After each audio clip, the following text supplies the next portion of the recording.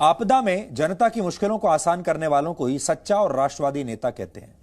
इसकी पहचान एक नए सर्वे से हुई है। यह खबर उन लोगों के लिए भी है, उनके लिए एक सबक है जो अब तक कह रहे थे कि हमारे जो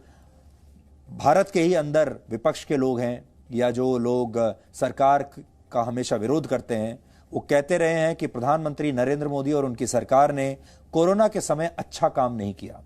अमेरिका की एक रिसर्च एजेंसी ने दुनिया के 13 देशों में सर्वे के बाद उन 13 देशों के राष्ट्राध्यक्षों को अपनी रेटिंग दी है। यह रेटिंग कोरोना संकट के समय राष्ट्र प्रमुखों के काम करने की क्षमता और उन पर जनता के भरोसे को दर्शाती है और इस सर्वे में 22 दिसंबर तक के आंकड़े हैं।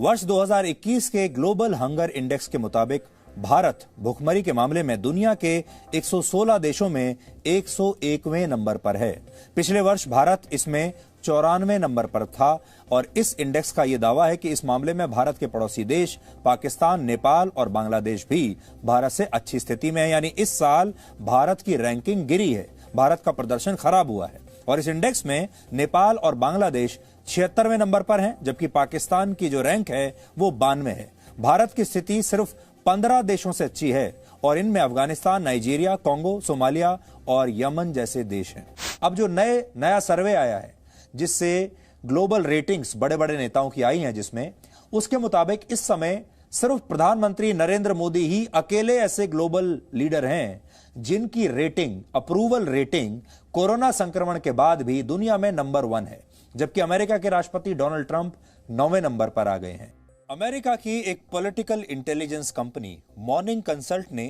एक ताजा सर्वे किया है और उस सर्वे में यह बताया है कि प्रधानमंत्री नरेंद्र मोदी इस समय दुनिया भर में सबसे ज्यादा लोकप्रिय नेता हैं। प्रधानमंत्री मोदी की अप्रूवल रेटिंग 70% है, यानी 70% लोगों में प्रधानमंत्री मोदी की स्वीकार्यता है, जबकि अमेरिका के राष्ट्रपति जो बाइडेन की अप्रूवल रेटिंग 48% है। लेकिन भारत सरकार ने इस ग्लोबल हंगर इंडेक्स का आज पुरजोर विरोध किया है, खंडन किया है और कहा है कि इसे तैयार करने के लिए जो गणना की गई है, जो फॉर्मूला लगाया गया है, वो सही नहीं है। सरकार का कहना है कि भुखमरी का पता लगाने के लिए वेट और हाइट जैसे आंकड़ों की जरूरत पड़ती है, लेकिन यह इंडेक्स गॉलअप नाम की एक संस्था के उन आंकड़ों के आधार पर जारी किया गया है जो जनसंख्या से जुड़े हैं और इसे तैयार करने के लिए जरूरी वैज्ञानिक पद्धति को अपनाया नहीं गया।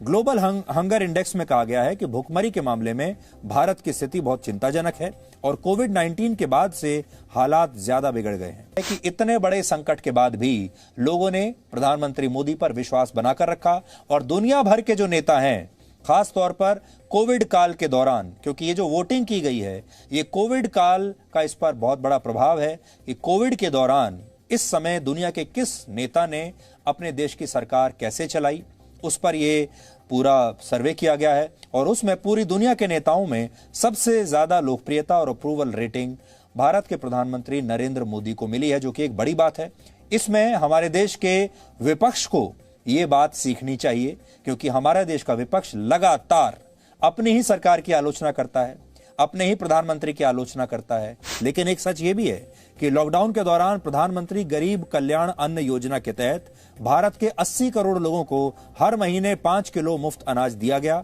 और ये योजना आज भी चल रही है और इस पर अब तक 2,27,000 करोड़ रुपए खर्च हो चुके हैं और भारत के रक्षा बजट का ये 64% है। इसके अलावा लॉकडाउन के दौरान देश की 20 करोड़ महिलाओं को 3 महीने तक हर महीने 500-500 रुपए की आर्थिक सहायता भी दी गई थी। संयुक्त राष्ट्र की एक रिपोर्ट के मुताबिक पिछले 10 वर्षों में भारत के 27 करोड़ लोग गरीबी रेखा से बाहर आए हैं और अब 1990 के मुकाबले भारत में गरीबों की संख्या आधी रह गई है। लेकिन पश्चिमी देशों की गैर सरकारी संस्थाओं को यह सब दिखाई नहीं देता और ये जब भी भारत के मामले में कोई रिपोर्ट तैयार करते हैं तो उसमें भारत की स्थिति को अक्सर बहुत खराब दिखाया जाता है। आप इन सभी नेताओं को देखें तो इन सब में प्रधानमंत्री नरेंद्र मोदी का राजनीतिक कद सबसे ऊंचा नजर आ रहा है और इस पूरे साल प्रधानमंत्री मोदी की रेटिंग औसतन 50 रेटिंग पॉइंट्स के आसपास रही है और दुनिया का कोई भी नेता उनके करीब नहीं पहुंच पाया है। यह पूरी दुनिया हमारे देश को कैसे देख रही है, हमारे देश की सरकार का जो रिस्पॉन्स था